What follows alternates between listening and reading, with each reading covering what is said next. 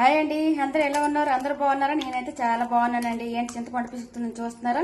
చింతపండు పులిహోర అయితే ఈరోజు చేస్తున్నానండి. అదేవిధంగా కిలో రైస్ కడిగి పక్కన పెట్టుకున్నాం. ఇక్కడ నేనైతే రాయపూర్లో ఉన్నా. రాయపూర్లో అందరూ అయితే పులిహోర చేయండి అన్నారు. వాళ్ళందరూ అడిగితే మనం కాదంటామా? అందుకే ఇంతసారిగా అయితే నేను పులిహోర చేసేస్తున్నానండి. చింతపండు కూడా ఉడుకుతుంది. చిన్న బెల్లం ముక్క అయితే వేసుకుంటాను.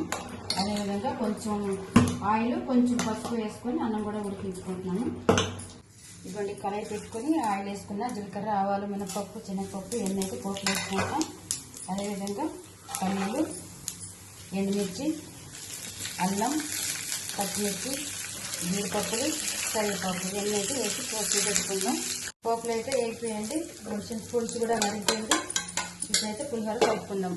అలాగే అయిపోయింది. ఈ ఉడికించిన పులిహోరది పులుసు కూడా ఉంది కదా, పులుసు అది కూడా వేసుకుంటున్నాం.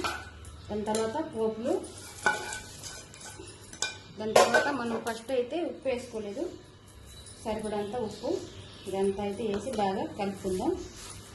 అండి పులిహోర అయితే రెడీ అయిపోయిందండి. నేను అయితే ప్యాక్ చేశాను. మా వారు అయితే ఆఫీస్కి తీసుకెళ్తారు. ఇటువంటి వీడియోలు కావాలనుకుంటే మీ అందరూ లైక్ చేయండి, షేర్ చేయండి, సబ్స్క్రైబ్ చేసుకోండి.